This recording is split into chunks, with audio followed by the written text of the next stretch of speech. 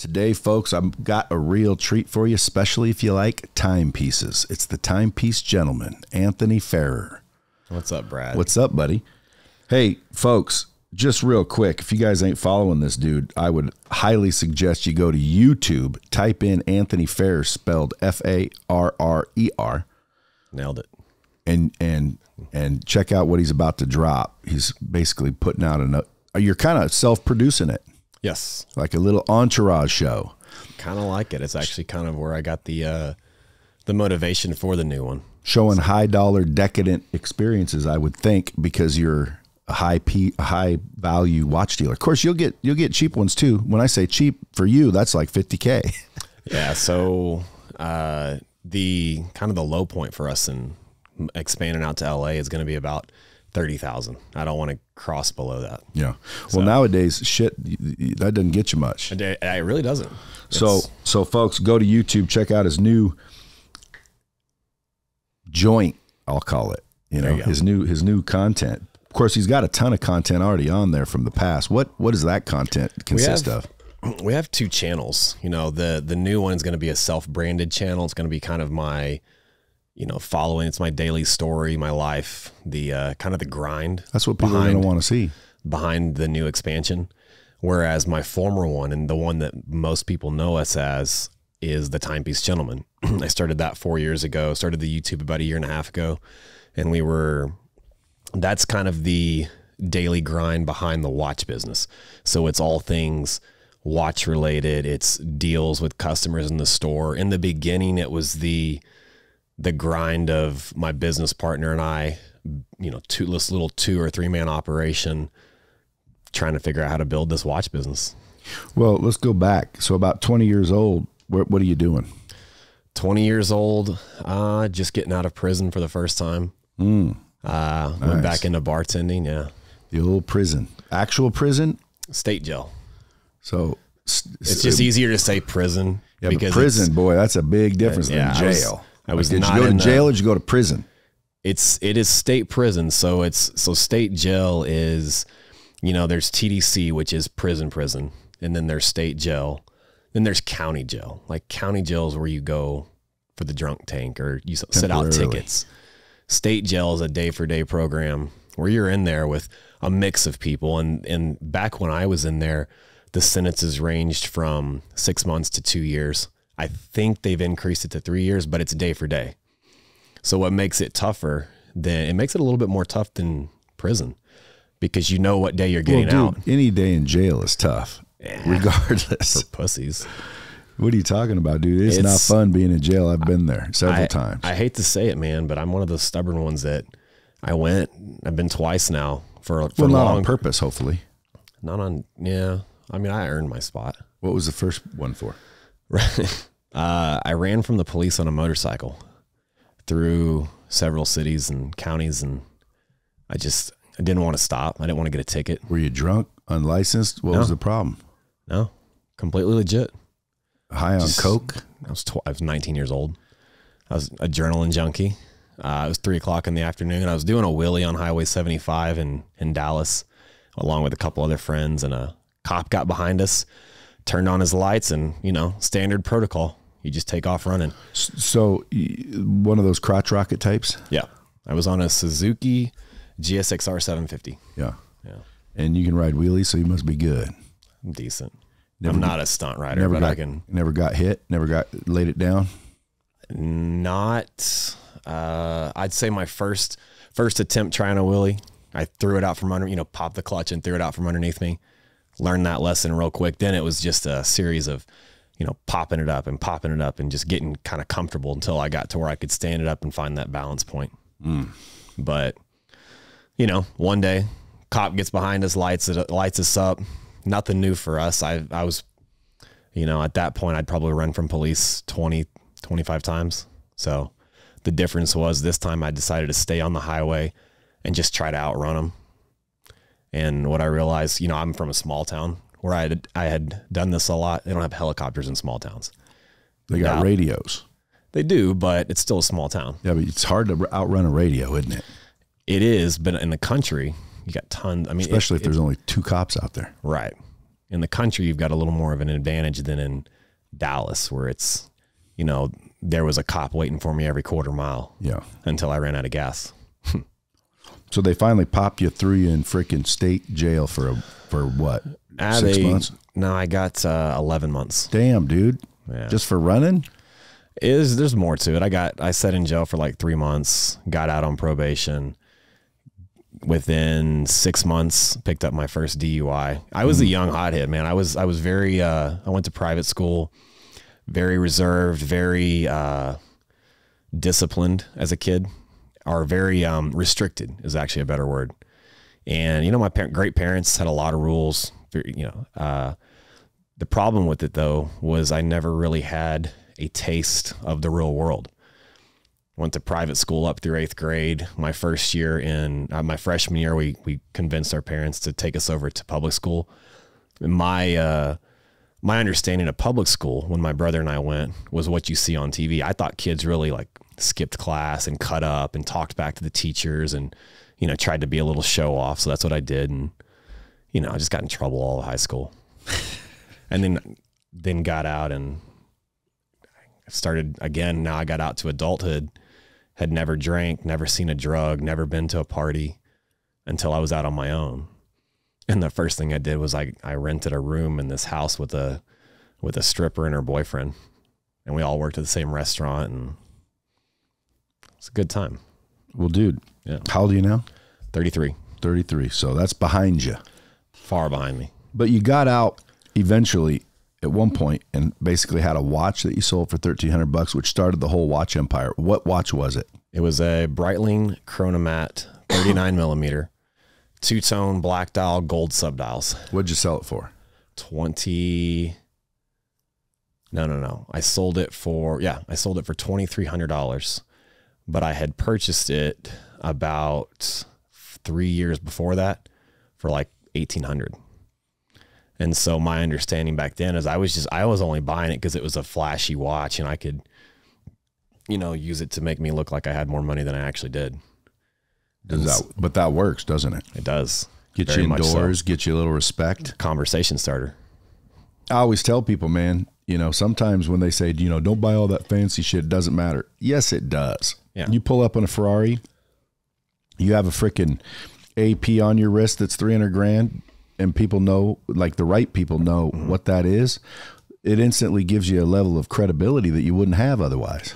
Well, and a lot of times that's the edge you need to get in those conversations. Well, it's flexing, and then people will tell you it's flexing. They're absolutely right. But in my opinion, there's two types of flexing. There's flexing to flex and make your, and cause you want to show people that you're better than them or that you have more than them, or you want to seem like you have more than them. And then there's the other type of flex, which is, you want to capture people's attention. And what does it take to do that? Nice stuff, fancy shit, nice places. If you flex in that way with intention or with purpose to get in those circles, to get in those doors, to open conversation with people that can potentially become a customer, flex away. Yeah, especially with the watch business. The watch business is insane. So that allows you to wear kick-ass watches all the time and use it as a freaking expense door opener. Too. All your watches are pretty much business inventory. I get paid to wear my watches. You could write them all off too. Because it's inventory. Even if you're like, I'm never selling that. Well, dude, nobody needs to know that. Right. That's just, who knows? Maybe it's inventory. It's all run under my company inventory, which is insured under my company policy. So yes. That's sweet. So you get out, you gotta watch. Breitlings go up in value. You know, you kind of skip. So the motorcycle thing was when I was 19. That was the first stint in prison. You know, fast forward 7 more years, a series of in and out of jail, fighting, DWIs, the third DUI. Why fighting? You like to get in scraps? I don't actually. But people would say something and you'd crack them? It wasn't even to me. Like I had this weird thing where we'd be out. Every time I got in a fight at a bar, it was over a girl. And half the time it wasn't even over a girl that was with us. Did you ever lose? Oh yeah. But I don't like to call it losing because at least I fought. Yeah, but that's the problem nowadays, dude. Everybody's MMA stars. You don't even know who can kick ass now. Oh, no. I was fighting back when nobody knew how to do anything. It Yeah, was it was just just a like, normal fight. you know, hit someone with a beer bottle or throw a sucker punch, and that was a fight. Now you're right. No, I don't fight now because you'll be in there, and the nerdiest looking guy in there is actually Tito Ortiz or like Nate. What's his name? Diaz. Yeah. So you never know. But, and dude, it sounds like, you know, now you're a normal business person. You're not doing crazy shit anymore. I was wild, man. Like when you grow up restricted from everything, and you're told the whole world's bad, and all these bad things are going to happen if you do these, you go out and do them, and you realize they lied to you, that I just had the time of my life. And so when I got into young adulthood, I was a shit. I just, you know, I spent my 20s. You were a shit or the shit? I was a little shit. Yeah. I thought I was the shit. Yeah. It was a perception, but, yeah, you know, I went through it all. I made a lot of mistakes in my 20s, and eventually you get to a point where, for me, it was like hitting a rock bottom, and not a rock bottom where I was like on the street or, you know, homeless or no, I was in that's still technically not rock bottom. It's rock bottom's it's a mind thing. That's right. 100%. Shit, I forgot to do balls, but there's one right there. Nice. I get asked a lot because one time I was on the beach homeless for about 2 weeks. Yeah. Trying to find a girl that I could, you know, shack up with. Nice. But I'd crash on the beach because that's, you know, it's a beach. First of all, that's a movie. Yeah. And so one guy asked me, Brad, what was it like to hit rock bottom? And I said, I don't think I've ever hit rock bottom. And he's like, well, weren't you homeless on the beach? And I'm like, yeah, but dude, that's not rock bottom. Like in my mind, you can get way worse, like state jail. That's fucking rock bottom. Not really. Shit. Depends on a person's mindset. Well, of course. I mean, that you could be in solitary in frickin' San Quentin and say that. But I'm talking about in general, like what is rock bottom? Rock bottom is when you are flat, busted, broke, and in a fuck situation. I was just flat, busted, broke. I wasn't in a fuck situation. I'm sleeping on the beach, bro. People call that paradise, though. Exactly. That's what I'm saying. Like it was a beach. You could be stuck in a 30-year mortgage with a white picket fence, having to wear a tie every day. There's a lot of people stuck in that, and they think that's heaven. I think I'd take the beach.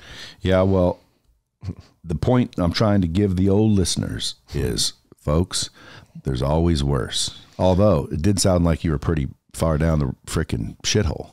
You know what? You're gonna think I'm crazy, but even going to prison the second time, that was not my bottom. I thought it was. And you know, when you're in prison, what was your bottom? It was after I got out. When I was in there, you know, you go into jail, prison, whatever it is, and you make all these promises. When I get out, things are going to change. Like I'm not going to live like this anymore. 45 seconds after you walk out, right back to the old way of thinking. That's how I was. I was like, finally, that was annoying and inconvenient for my time. Yeah. Now let me get back to my life. Yeah. I got out and I was on the straight and narrow, maybe 6 months. And not even completely on the straight and narrow. I wasn't drinking, but I met a girl and I started using cocaine. And can I say that on here? Huh? Can I say that on here? You can fucking say anything you want. Oh, okay. Yeah. So I started shooting not shooting. Fuck that. No. I was gonna say that's heavy duty. I met a girl and I discovered cocaine for the first time. Now, dude, you're a late bloomer. I am. Just so you know. I am. Like, dude, you're when you're in your 20s doing this shit. I was doing it when I was in my teens. Wow. 6 months out, I've got this ankle monitor on me. That's all right. I've got this ankle monitor on me that monitors alcohol, and I'm on probation for 5 more years. And so I discovered, you know, the crafty person that I am. I was like, well, it picks up alcohol, but it can't pick up cocaine. So I started doing cocaine on the weekends for fun, like never a problem in my mind. And I got popped for a random UA one day, and I went back to county jail. Now, I had previously missed my son Soren's birth because of going to jail. Now that I had gotten out, I'd been out 6 months. The mother and I had been working on our friendship and me getting into his life, and then going back. Now I'm sitting there actually not knowing if I'm going to get back out or if I'm going to have to finish out the remainder of my 5 years. And that didn't scare me. Whatever. It was, I called her and she wouldn't answer for 3 weeks, would not answer my phone call, would not answer any of my friends' phone calls. And so I thought there was actually a chance I might not get to talk to my kid again. And so I think for the first time in a decade, I actually cried sitting in jail. So that was my bottom. Yeah, well, that's a bottom too. Since that day, April 12th, 2018, things have been different. Got out and I can't even remember, like vividly remember how I used to think, which is a good thing. So, well, you grew up, sounds like. Right. Because again, dude, like most people are thinking, damn, he had a freaking crazy life. But I'm thinking, you know, that's just growing up, bro. Isn't it? Right. Yeah. Isn't it? Is that how it is nowadays? I mean, everyone now they're doing Molly and going to raves, or was that 5 years ago? I did Molly my first time at 23. That's fun. Yeah. I missed that. Get carried away though. I didn't ever get into that. I was too old by then, I think. Really? Because I'm 53. I'm 20 years older. Now it's, you know, I haven't touched any of that stuff. I don't get around that stuff. If it's around me, I leave, I excuse myself. But now I'm hearing stuff like people are lacing in the party scene. They're lacing stuff. You don't know what you're taking. Yeah. You may think legitimately you're taking a Tylenol and it's an X-Tab laced with acid that's been dropped with some fentanyl or I don't even know what all that stuff is anymore. Damn. But yeah, don't be taking no pills, kids. No, I've had some friends that just first times, hey, try this. It's going to be fun.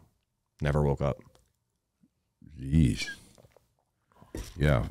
Well, pills, I wouldn't recommend pills at all. Right. Like pills, man, once you ingest them, it's over. it's a time game then.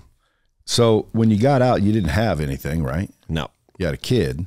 Had a kid. So you weren't paying child support, none of that? So, you know, my son's mother and I've always had, since I've been out and then got past that little thing, there was a little rebuilding phase, but we've always had a great relationship. And our dynamic, I keep a lot of it off of social media for private reasons because the rest of my life is on social media. That's the one thing I choose to keep the most private. But no, she and I are good. We have a great relationship. But you were broke when you got out. Yes. So when I first got out, what was your watch in the property room? No, I knew I was going. Whenever I went to prison, I knew I was going. So I took everything off and I knew when I went into the courtroom, I wasn't coming back out. So I left it with my best friend. And when I got out, this is so how I got into the watch business was I needed some money. I'm in a halfway house. You've got to spend up to 3 months in a halfway house getting reacclimated with society, get a job, get an apartment, you know, prove that you can go live on your own. Well, that's what they tell you. That's what they tell you. That's not what it's for. It's not at all what it's I think it's to fucking watch your ass and hopefully you fuck up and they throw you back in and start making money again. It's big business. Sure it is.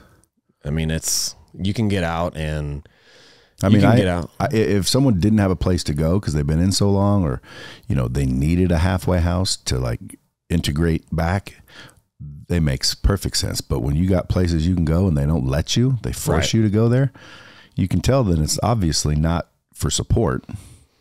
You know, my attorney told me one time, and I've always been that person that can talk my way out of stuff or through stuff.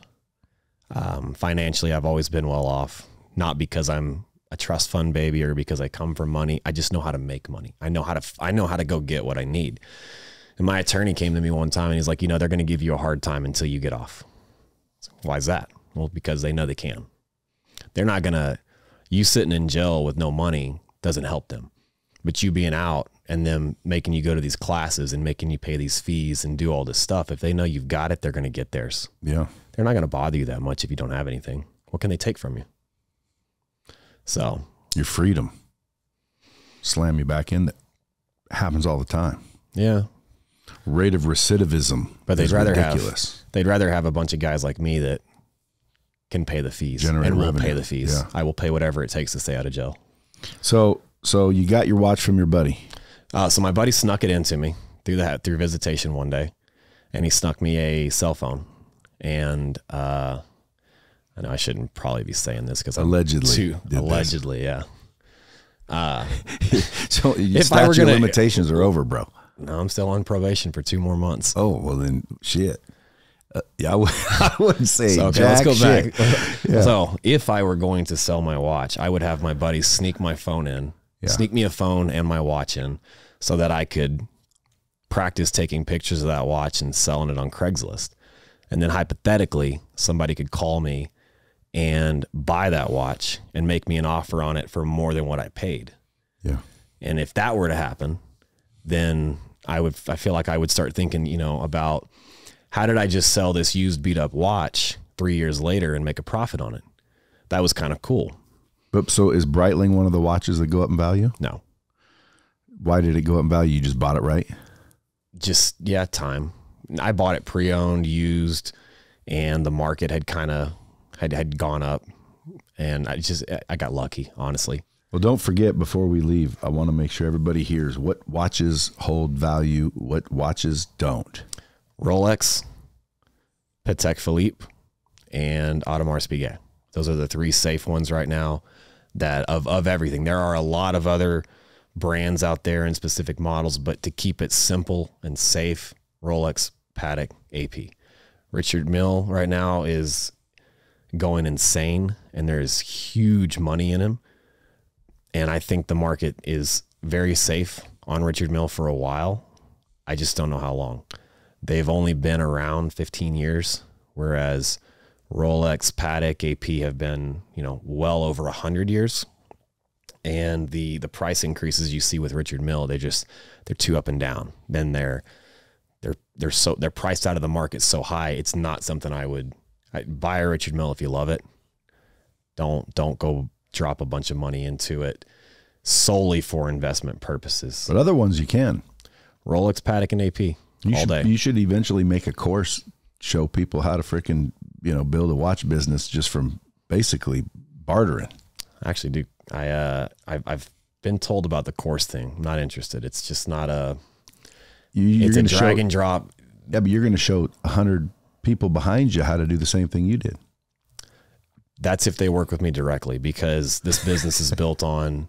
You don't want to create any competition. No, I will, but I want to create the right competition. The reason I don't want to do the course is simply because I don't want to introduce a bunch of people to an industry that's so built on trust and have some rookie, you come in here with, you got a couple $1 million from daddy's trust fund backing you, and you go in there and you start, you know, I do my course and you jump in these groups and you start screwing stuff up. You start screwing dealers up. You start raising prices. You start fucking up the market, paying too much, selling too cheap. It manipulates the market. Yeah. And it's just, this industry is built on trust. And I've seen, you know, we've had a couple high and low swings since I've been in the business, and I've seen a lot of dealers get burned. I've been burned. We just recently got robbed for over $1 million based on putting trust in someone too soon. Wow. And so me creating a course, I've been asked to do it for years. I won't do it, because if I don't have control of who I'm teaching the business and know where they're at, it's just, you're turning people loose that screw up your market. So you went from basically allegedly getting a phone and selling a watch to 32 mil last year in revenue. Now that's only like freaking 30 to 40 Richard meals, aren't they? Right. if you can get 30 piece uniques from Jay-Z, there you go. You know, that guy I'm looking just to see if he texts back, because I want to try to make a deal for you. Okay. He bought this Mexican Richard meal, or whatever they're called. Is based on Mexico, and he's Mexican. Okay. And someone busted in his house and stole it. Yeah, it's the problem with that. That's the stupidest thing you can do, though, because Richard Mille they're so unique. You know, you don't just see them out and about. Even me as a dealer, I've only seen them on wrist of actual customers that own them maybe 10 times in the public. And you can't work on them. if something breaks, you have to send them back to Richard Mille. And when you get something that's so specific like that, a Mexico edition, a Venezuela edition, where do you hide it? Where do you wear it? I mean, you can't sell it. It's too well known. It's. I mean, if you're the dude that stole it from right. If you're the dude, if you're the guy that stole it, you can't do anything with it. You have a better chance. No, actually, I don't want to say that. Don't steal watches for one, but stealing something like that, it's just, it makes no sense to me. But then again, the person that's going to go rob you for something doesn't think anyway. Or he might have had some idiot drug dealer say, I'll give you 10 grand for that watch he wears. Right. There you go. And that's just because they want to wear Richard Mille around their homies. Yeah, but it's stupid, dude, because, you know, that's a whole different matter when someone else gets popped with it. 2 years from now. Like I told him, dude, don't worry. That thing will surface one of these days. Of course. I mean, we got robbed in LA for about 10 watches, 3 of which are pretty big pieces. One was, it was this sapphire bezel, yellow gold Daytona that I had just recently purchased for myself. You know, I have hope that maybe one day it pops up. If it doesn't, it doesn't, whatever. But it's such a rare piece and it's a unique piece that one day, same thing, it may be a year, 2, 3 years from now, it pops up. Eventually it'll surface because you can't do anything with it. The value in that watch is it as a factory piece. If you alter it, you screw the value up. So you can't alter it, but you also can't get it fixed. Is there a database where all those are registered, the serial numbers, so when they show up at a pawn shop, someone knows? No, I mean, there's a lot of registries out there, but nothing is kept up to date for the retail public, even for the dealer network. Now, Rolex, AP, Patek, Richard Mille, they all have their own database. So if you own one of these pieces and they get stolen, the first thing you should do is call them and call the police and file a police report. Now, so a watch like mine, if someone were ever stupid enough to take it back to, actually, I hope whoever's listening, take it back to Rolex and get it serviced, please. It's due. But if they do, then the manufacturers will run a check to see if it's ever been reported stolen. If it has, then they go into dig into who owned it last and they start that investigation. So if someone were stupid enough to take a stolen watch back to the authorized dealer, they'd get confiscated. Yeah, and if they can't, then it's going to be worthless after a while.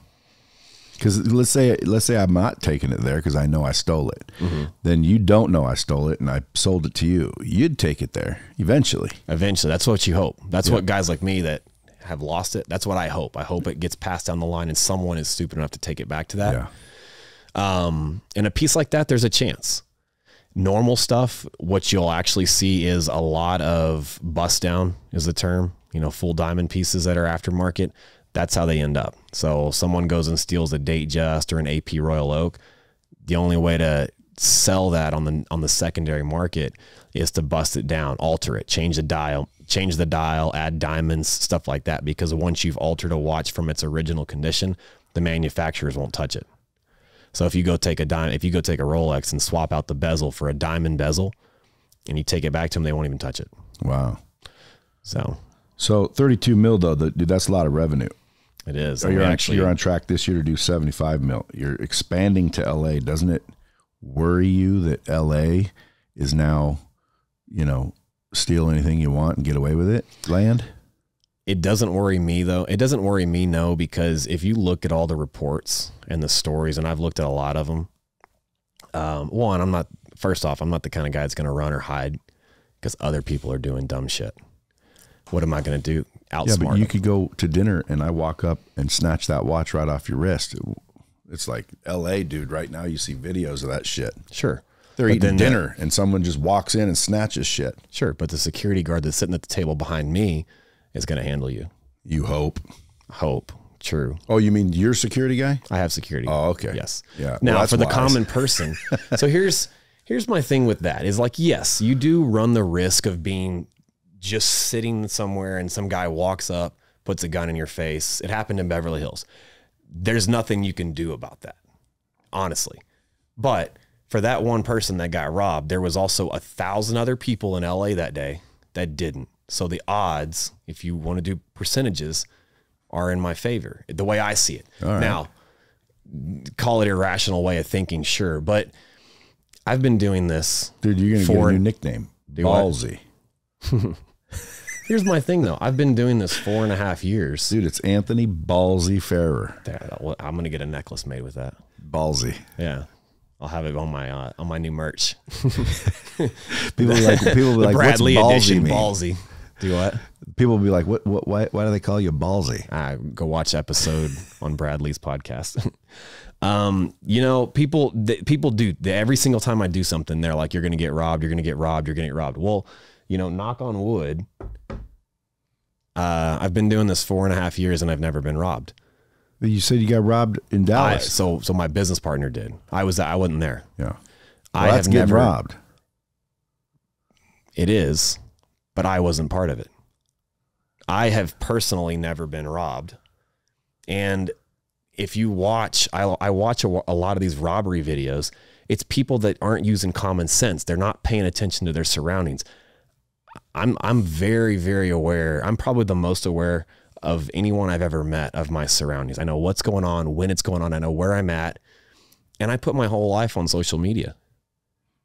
But dude, I got to start following you, man.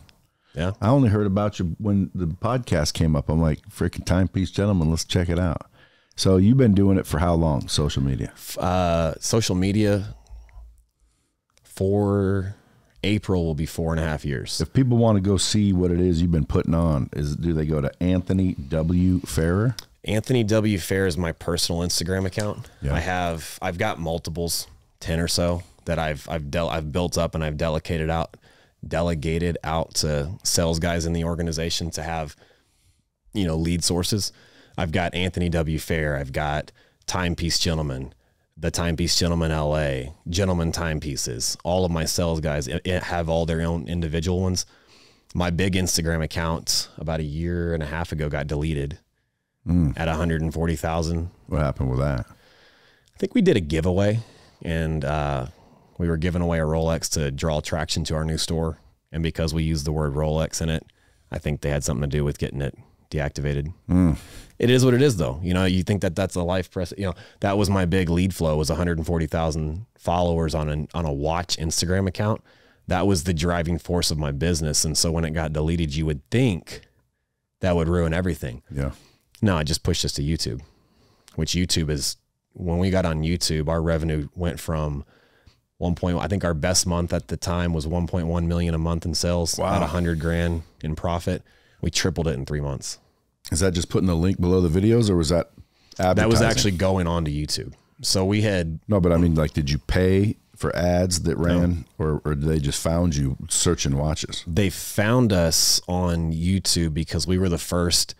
We started doing this Day in the Life series, and Marco and I had just moved into a new office, and I was trying to shoot content like educational, you know, stuff, watch market news. And it's so boring. I couldn't think of content one day. And so my other videographer, Darby, I called him one day and he was like telling me we need some content. And I just told him I don't have any. I can't think of, I've got too much to do right now. Let's do it tomorrow. And I was like, wait a second, you know what? Grab your camera and just come follow me around today and just film everything I do and cut it up and make a video, and we'll just call it a day in the life. Yeah, dude, it's crazy that you're saying that, because I just did a keynote where I'm telling people how I grew mine. One day, my camera guy, Sebastian, he kept saying, we got to make content. We got to make content. I used to have to think and then set special time, go make it. Right. And I didn't have time. I'm running different businesses. And so I was a little bit annoyed. I was talking to somebody on the phone. He pops in and he said, dude, we got to make content, for like the 9th time that day. And I said, bro, you see I'm fucking busy here? Right. I said, just turn the fucking camera on. I am the content. And I went right back to my call, started just doing what I do.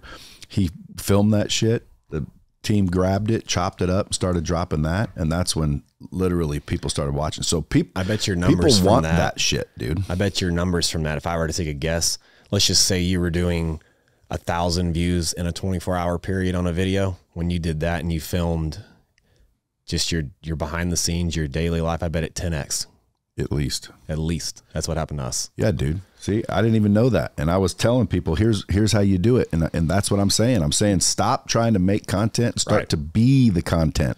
Be the story. People, I think about, oh, yeah, a perfect example is Darby has been my main videographer for a year and a half now.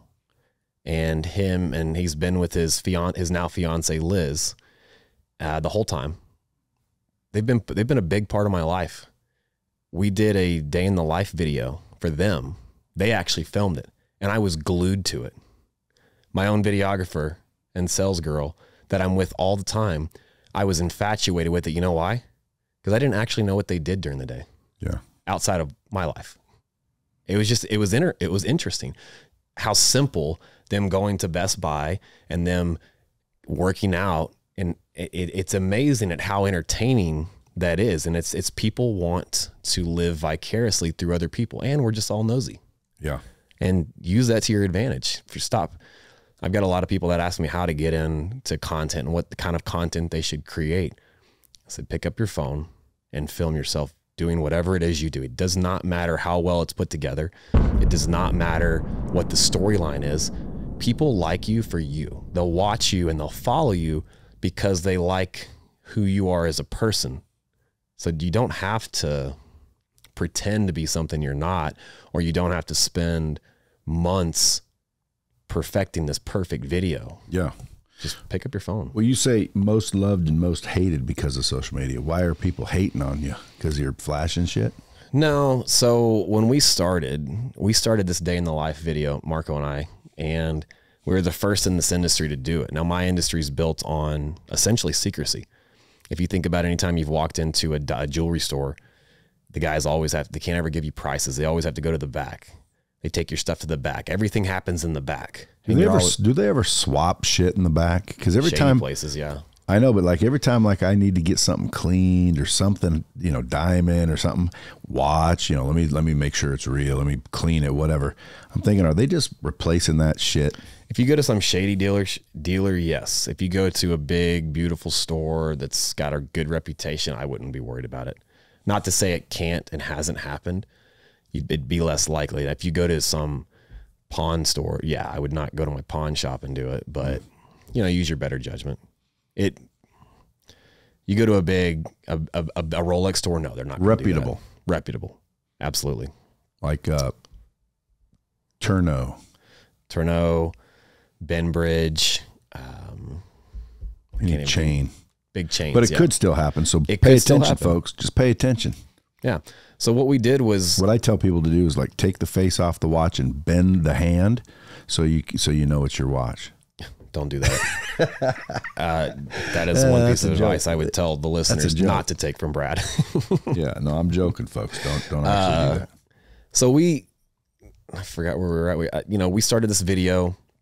We started shooting our behind the scenes, and we were the first one in our industry to really take a camera behind closed doors. We started talking prices. We started showing customer interactions, and we just came out and we said, look, this is what I'm going to pay for your watch. This is what I'm going to sell it for. And you'd be surprised that whenever I tell someone I'm going to make $2,000 on their watch, or $5,000 or $10,000, I make $50,000 on watches today. And I tell some of my customers, I'm going to make 50 grand on this because I know where to buy it. I know how long to hold it. You would think that that's going to deter you. If I called you up, if you called me to sell your watch and I said, yes, I'll buy it for this much and I'm going to sell it for this much, I'm going to make $5 grand.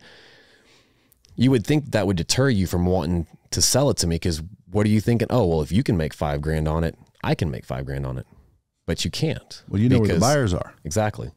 And I have the expertise and the resources, the network to get it sold. What you don't have is that and time. That's why pawn shops make money. You don't want to deal with, sure, you could probably make an extra $5 grand if you really spent the time to do it. And if you made sure that you found a qualified buyer that doesn't rip you off from check or wire fraud. But is your time, how long would it take you to do it? Probably a week, 2 weeks. Can you make $5 grand in that time? Oh, sure. Exactly. So you let me make my money. You've got a peace of mind that. Well, I'm the type of guy that I don't really care. As long as you're giving me what I want, I don't care what you make. Right. And that's how it should be. You'd be surprised at how many people get upset if people are listening, find out you're making money. If people are listening and they want to watch, where do they go? I would say go to my personal Instagram. So we've got, I've got my Dallas operation, and I'm expanding into LA, and I'm taking 4 people with me. What we're going to focus on there is the higher end stuff. So 30,000 plus up to in the millions. I want to really focus on the limited stuff, the special edition stuff. That's my interest. Lower stuff, entry level, my Dallas location. You know, our website is thetimepieCegentleman.com. You can go on there, fill out a form, request a quote. You can say, hey, I'm looking for this watch, or I want to sell this watch. It's got all my salespeople's numbers and names on there. So you can reach out to people individually. If it's the lower end stuff, if it's higher end stuff, or you're on the West Coast, just hit me up on Instagram on my personal, Anthony W. Farrer. Farrer spelled Farrer. Yeah. There's a lot of ballers listening Yeah. to this episode. Sure there is. What's up, guys? Number one, if you know any ballers, make sure you share this out. There's a lot of fools out there looking for watches they can't find. You can find pretty much any watch. I can get anything, everything. Here's the thing. There's a perception out there that these watches are impossible to find. There's not. I can assure you. If you've got the coin, this $59.90 that I'm wearing that sells for 5x retail, you got the coin for 10 of them, I'll have 10 of them here tomorrow, if you're willing to pay market price. And that's the whole key to all of this stuff, is that if you want to pay retail, which this is a conversation you and I should have, because damn, you were pissing me off in our initial text messages.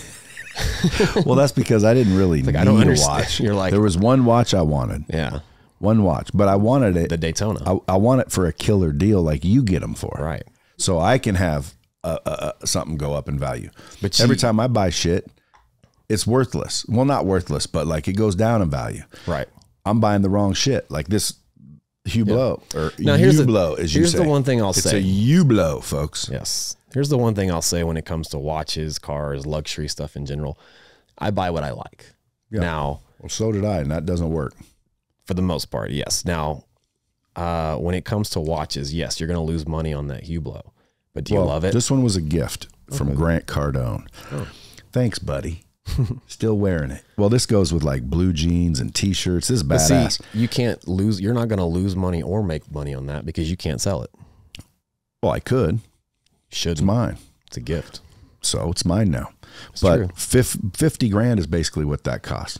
Yeah. And I'll bet you I couldn't get 20. Do you know the 305 model? Miami Big Bang King Power. Yeah. King Power. Ferrari limited edition. There's only 50. Probably 20. Yeah. 20 to 25. Yeah. So if I would have paid retail for it, dude, I'd have lost half my money. And I'm walking around with a cool watch that goes good with jeans. But like, I want to buy something for like 50 and find out 2 years later it's worth 160. See, now you're in a different position than most people. What I would tell the average person listening is, you know, going into, if people that don't understand, and you didn't understand this when we were initially talking, is you can't walk into a Rolex, AP, Patek Philippe, or Richard Mille store. They have no inventory. If they do, dude, I did understand that. That's why when you used to retail, I'm like, shit, I like that retail idea. in my market. Yeah. You meant market price. Market price. Yeah. Yes. That was the miscommunication. I'm like, retail. Fuck. So what else can you get? There's two buyers out there on the retail front. So there's the common person that's listening to this. You're not going to have it's very, very slim chance you're going to be able to walk into a Rolex store and get what you want, given what's going on in the market today. Now, if you already have like an established relationship, you've been buying watches for years before all this craziness, you have a better chance than someone listening right now that has no watch. If you have 0 watches and you've never been in a store and you do not have a relationship, you're not friends or family with someone there, you have a very, very slim chance of walking in there and getting what you want. You can, and I tell people all the time, walk in there, tell them who you are, introduce yourself, be nice. Don't think they owe you anything. Just be nice. Tell them like what you want. Tell them why that watch is special to you, and ask them how long you'd have to wait. Say, look, I understand what's going on. This is the watch I want. I'm not going to buy anything else that I don't want. How long do I have to wait, and what do I need to do to get this? That's all I want. That's your best opportunity. Treat the salesperson like a person, because you'd be surprised at how many people walk in there with 7-figure, 8-figure bank accounts and just think that they are owed a watch because they can afford to pay for it. Guess what? I'm not a billionaire, but if I walked into a Rolex store and they said, hey, we'll sell you every piece, every allocation we get right now for the year, but you got to pay for them all up front, I can have a wire in an hour. So walking in there thinking that they owe it to you because you can afford to buy it, you're not special. Everyone can afford to buy them at retail right now because you can instantly call and sell most of them. So stop that idea. Now, the other type of person is someone like you, Brad, who's got some influence, who's got a network. You can send an AD referrals. You are the type of person that doesn't need to go buy. What's an AD? Authorized dealer. So a Rolex store, an AP store, a Patek store. You've got some influence. What the authorized dealers want is they want to put these watches on people that are going to enjoy them and not just immediately flip them. And that's what they're trying to do right now, is figure out who's a flipper and who's not. Someone like you don't need to go walk in and buy a Batman and immediately flip it and make 10 grand. If you go buy a Batman, you're probably going to buy it because you want the watch. Yeah, my kids will end up with that Batman. Exactly. Someone like you, you could actually, you have a better, and I told you this, you have a better chance of walking in there and just saying, hey, I want this watch. They'll look you up, see who you are. They will look you up automatically? Oh, absolutely. They're going to Google you. They're going to ask you for a driver's license. Even if you don't say anything, they'll go Google you and go, shit, this dude's got followers. If you just walk in off the street and they don't know who you are, then no, they're not going to Google you. But if you go in there and say, hey, look, I'm looking for this watch, I would just go in there and tell them who you are. I'm Brad Lea. I do the Dropping Bombs podcast. I have people, I have entrepreneurs, I have athletes, I have success stories on my podcast all the time. I want to watch and just say, like, I see these guys wearing nice watches. I want a nice watch, but I'm not going to play you're not going to buy from me. You don't understand paying double, triple retail because you're not selling it. You just want the watch. You have a better chance of getting it because of your influence. Because if you go on there and say, hey, I just got my new Batman from XYZ authorized dealer, and Tanya was awesome to work with, that's a referral system for them. It's going to get them more business. And that's what they want, because they may sell other brands, they may sell jewelry, and that's what they want. It's a business at the end of the day. How impossible would it be for that to actually happen, though?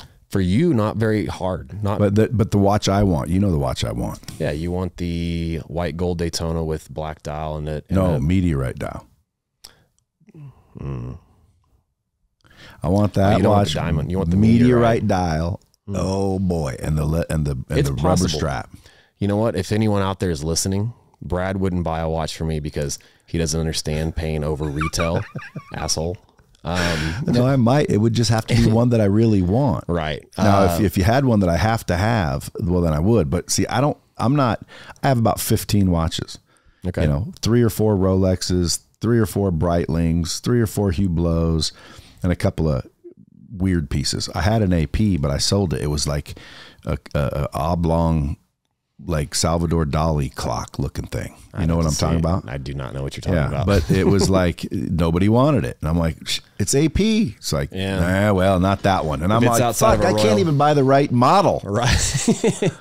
Yeah, if it's outside of a Royal Oak, then nobody wants it. But here's what I'll say is, if anyone out there works for an AD, hit up Brad Lea. He can be a good referral source. Oh, yeah. Yeah, I can get you some watch business, but I'm going to give it all to Anthony.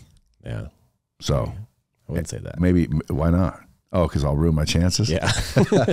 But here's the thing is, I don't think you want the meteorite because you can immediately go resell it. You want it because nobody else is going to have it. And you are not going to see that watch on the wrist of anyone. Maybe here in Vegas. Well, not only that, it's just kick ass. It is a badass watch. Just like the Ferrari. Dude, I can take that delivery tomorrow. What's today? Wednesday or Thursday? Wednesday? Yes. Okay, so Friday I'm taking delivery. Nice. I could literally drive it next door and make $100 grand. But you don't need the 100 number grand. one, Ferrari won't let you do it. They can't stop you, but if you do, you're no longer allowed at Ferrari. Right. So I wouldn't do that, but it's the same thing. It's like, dude, like, it's ridiculous. It's the same thing with watches. Yeah, right now they're controlling those bitches. Yeah, if you were to walk in and if someone got you that watch and you paid 40 whatever thousand it is retail, and then you sold it, you'd be blacklisted and you'd never get you'd never get an allocation like that again. And that's where they try to pick out the people that they think are going to keep these watches, because they want you to build a collection. They want you to be a consistent client. They want you to send them referrals. Who in town is the most likely to get their hands on that watch? Here? Yeah. I can't say. Why? I've got to protect clients and Can ADs. you tell me offline? Yes. All right, good. I can tell you where to go. Yeah, I want to go and say, hey, look, dude. I already text you. I'm the guy. Look at your message. I sent you a name and a store. Yep. Oh, okay. Right on. Good looking I out. have someone to go talk to. So here you had 16 employees, or you have 16 employees. We started 2005. I'm sorry. We started 2021. There were myself, my business partner, Marco, Dylan, our kind of back end guy, Darby, my videographer, and we just hired on an operations guy. So 5 of us going into 2021. At the end of going into 2021, at the end of the year, we had 17 total. So myself, my business partner, and 15 employees. Now what we're doing is I'm taking myself and 4 of us, 2 videographers, a sales girl, and an operations guy. And we're going to go to LA, and we're essentially doing the same thing, but it's going to be a whole different experience, where whenever I built Dallas, we were focused on volume, growing, building a customer base, building an email list, getting our name out there. I've established a name. I've established a brand. I've almost established a good business model. By the way, it's been we did 32 million sloppily. Didn't take credit cards, didn't have a functioning website, operated off of spreadsheets. I mean, it's a messy 32 million, but we did it. So I'd like to think that we could have doubled that number easily if we were better organized, but this was our first business and we were kind of learning it as we go. The Dallas is going to be set up to run just like a normal operation. It is online leads, in-store sales, the whole 9 yards. LA is exclusive. I'm not doing anything under 30,000. I'm only going to book 7 appointments a day, 5 days a week. Everyone has to wait their turn. You go on my website, it's going to be a single landing page where you can pick your appointment, and that's it. And that's what I want, because what I've You're done, going to get all the celebs and athletes, and that's the goal. But that's the goal, to build the brand. people like Mark Wahlberg, who may be listening. Hope so. I know some athletes definitely are listening. Some Raiders here. Yeah. Yeah. There's definitely some people that can afford the big bad watches listening. I like those. The reason I like the big stuff like that is the guys that buy, believe it or not, it's easier for me to sell a $500,000 watch than a $5,000 watch. And the guys that buy, when you're on that level, they don't only buy one. They, for the most part, they don't go back and forth negotiating, giving you a hard time a lot. They know what they want. They want someone that's educated in that can educate them in the watch and that can get it. That's it. They want a simple experience. They want a pleasurable experience. They want to feel important. And they all got friends. They all have friends. Rich people buy from rich friends. Rich people buy from their rich friends. Yeah. Celebrities buy from their friends. Athletes, especially, athletes buy from who their teammates buy from. And whenever you get in that circle and they can trust you and you deliver, you're golden. But it is those are the hardest circles to get into. So yeah. Well, they're worth getting into. I can tell you that. Cause one of these days I probably will get a watch from you. Sure. And I have to really want it though. You'll know when I want it now. I got to have this watch. You can't get this watch. I want this watch. And you'll know when it is. But I'm not that big of a watch guy yet.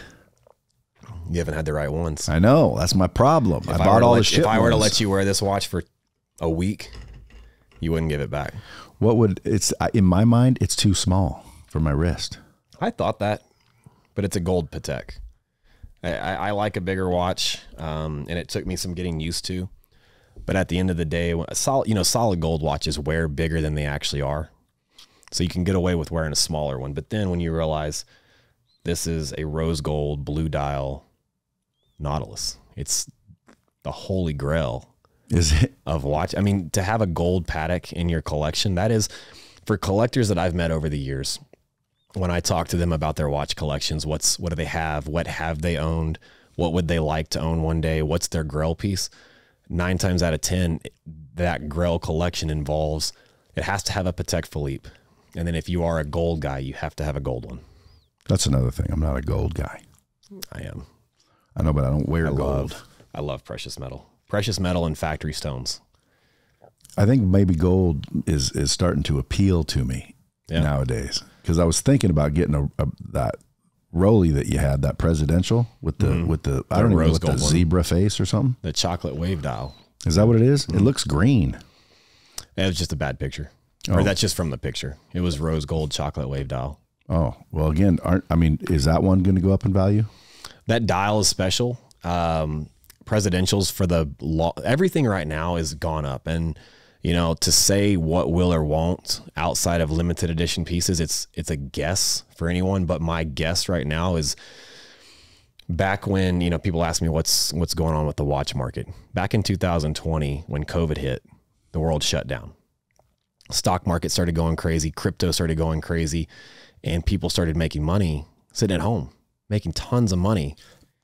Can't spend it. You've got NFTs, you've got the metaverse, you've got everything that's going on with crypto that's happening recently. You've got kids at a younger and younger age making more money than we've ever seen. Easier what do you do with it? Than ever before. Flex. That's one side of the spectrum. Then you've got older people, adults that had money, making more money, but they also recognize what's going on, like inflation, taxes, like I don't want to leave my money in the bank. I want to hide my money. I want to put it into a different asset because the stock market, I can't trust it. I can't trust inflation. So you've got people that are already making money looking to diversify and put their money in other assets now that they can actually enjoy too, because while you may have 500 grand sitting in your checking account earning you 0.1% a year, I have 500 grand on my wrist that is going up $5,000 a week, and I'm making connections. I'm enjoying it. I love looking at it. Every time I'm out, someone stops me and asks me about it. 1 out of 3 of those people that know what the watch is a new customer for me. So I'm making money and I'm getting to enjoy it. So you've got all this happening. On top of that, every year you've got these watch auctions where vintage pieces from the 60s, the 50s, the 60s, the 70s, the 80s, they're going up for auction and they're breaking record numbers. Like, are you on those auctions? No, auctions are a joke. Whenever it comes to auctions, like they can fetch high numbers, but people don't account for the 15% seller's premium, the 25% buyer's premium. You may sell a watch for $1 million, but you're really walking away with like 600. So what do you just have a bunch of people that are in the know, like a network? How do you get them? So for me, in the beginning, I was Craigslist hustling. I was posting ads on Craigslist. I was visiting watchmakers, watch stores. I wrapped my Jeep with a logo and my information. People take down the number and call you? Yep. Say, I just saw you driving by. Right, exactly. Dude, you would think, man, there wouldn't be that big of a damn demand for watches. Dude, because of the 2 reasons I just listed, is young people making a lot of money wanting to flex, and older people wanting to diversify and protect their money. Yeah, the watch market's gone crazy. But then what I started to say was, whenever you see a watch that costs $250 when it was made in the, I hope I don't butcher it, 60s or 70s, I don't know, a vintage Daytona sell for $17 million. And then the next year one sells for $20 million, then $30 million, or a one-of-one Patek sold for $31 million. It captures not only the attention of watch collectors, but now you've got the attention of investors. How can a watch go from $250 to $17 million? Is that what it cost back then? It was somewhere around 250, and people didn't want them. But that's why they're so valuable now, is nobody wanted them. People didn't take care of them. So now when you find one that's like immaculate or extremely well taken care of, they fetch huge dollars. But when you have these big auctions go for record numbers, it captures people's attention. So you've already got this little bubble of people that were in the watch market. They were in the know. A watch sells for $30 million, and all of a sudden, like, if I told you 2 months ago that a watch sold for $30 million, it'd blow your mind, and you'd be curious why, how. Then you start looking into it. Then you start realizing you can't buy watches, and everything's going up. Now people are looking at watches as investments, because while the stock market can go up and down, taxes can go up and down, all that stuff can be manipulated. The manufacturers are not making more watches. You know, when COVID happened, Switzerland basically shut down for 8 months. That was a big part of why the prices have gone so crazy, is that you've got 8 months of zero production. But at the same time, when you've got 60 to 70% less inventory being pushed into the market in a year, at the same time, the volume of customers coming into the market goes up 2,000%. Supply and demand has driven prices crazy. You think it's going to end? I think there's going to be a correction. You think they'll drop ridiculous? Like they won't even pay retail anymore because I can just go buy one at the store? No, you think they're smart enough, the manufacturers, to not catch up with demand? Yes. Think about this. If you owned Rolex 5 years ago, if you had a Rolex store, your case was full of stuff. The only thing that wasn't in your case 5 years ago was Daytonas. You had solid gold pieces. You had ladies' watches, which you couldn't sell. You were discounting ladies' watches 30%. You were discounting solid gold pieces 20 to 25%. You were discounting factory diamond pieces that cost 6 figures that you couldn't sell. You were discounting them 40% and you still couldn't sell them. Walk into a Rolex AD now, and if they get 50 pieces in, they're sold before they even come in. Yeah. Why would Rolex kill that? Because you want to know what drives the market up to? Everyone's like, well, I just want things to go back to normal so we can all buy watches at retail. If that happens, you won't want them, because people only want them because you can't have them. If you walked into a Rolex store right now and you bought every sport model that they had, and then you walked out and they just pulled them all out and they replenished them, and the next guy walked in and he bought them all and left, and then the next guy walked in, they just kept replenishing them, guess what? The desirability suddenly goes down. The chase to get something that your friends can't get. We all want what we can't have, and we all want to one-up people in a sense. Now, this is not everybody, but overall, I'm speaking generally overall. We want what we can't have, and we want to be able to say, I got something that you couldn't or you didn't. So moving forward, dude, you're just going to go blow up LA with the high-end watches, establish yourself as the celebrity and high-end watch dude. What I want to do is, I don't want to look at it like that. That's what's going to happen, sure, but that's not what I'm looking for. The goal I'm hoping to do in LA is the fact that everyone keeps telling me how stupid it is to move to downtown LA, how rough it is, how dangerous it is. Well, guess what? You're right. And that's why a lot of people won't go do it, because they don't have the balls to try it. Ballsy. They don't have the resources or the discipline, or take all that away. They don't have the vision to take what is a problem and change it. And the problem is there's a lot of money in California. It's not going anywhere. Rich people are leaving, but they're also not. Poor and middle class are leaving because they can't afford to live there. Rich people are just making more money and they're having second homes there. There's a lot of wealth in California, and it's not going anywhere, because as bad as the taxes, the homeless, the commute times, the government, the politics, as bad as all of that is, guess what? The weather's still badass. The beaches are still there. In one location, you've got beach, mountains, Vegas, Tahoe's 3.5 hours away, whatever it is. It's a great lifestyle outside of all the bullshit. I would agree with that.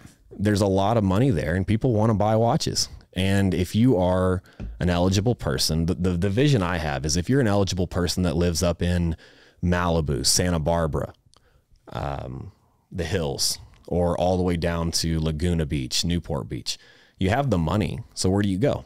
You have two places you can go. You can go to downtown LA, which is disgusting, and the experience is horrible for someone going to drop 6 figures on a watch. Or you can go to Beverly Hills. The problem with Beverly Hills is it's far. It's a known wealth. It's a known area of wealth, and that's where people are targeting wealthy people. So it's not safe.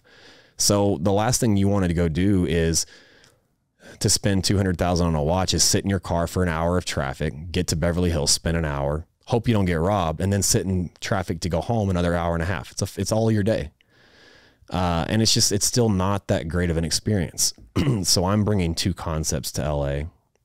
That one, I just rented the most ridiculous penthouse in all of California.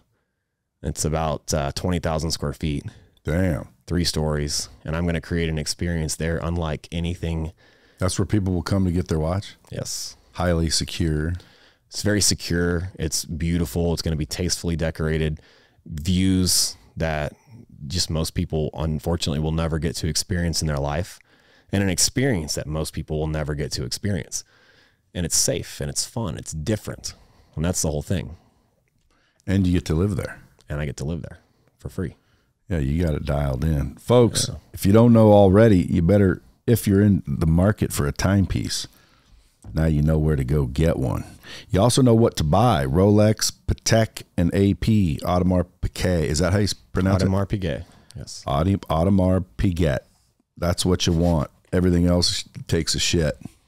Like Movado. I won't. Yeah. My first watch was a Movado. I thought it was the most awesome watch ever. I'm right there with you. My first $1,000 piece was a Movado Sport GMT. Had the little diamond at the top, little rubber strap, black rubber racing strap with red stitching. I thought it was the coolest watch ever. It got stolen from me.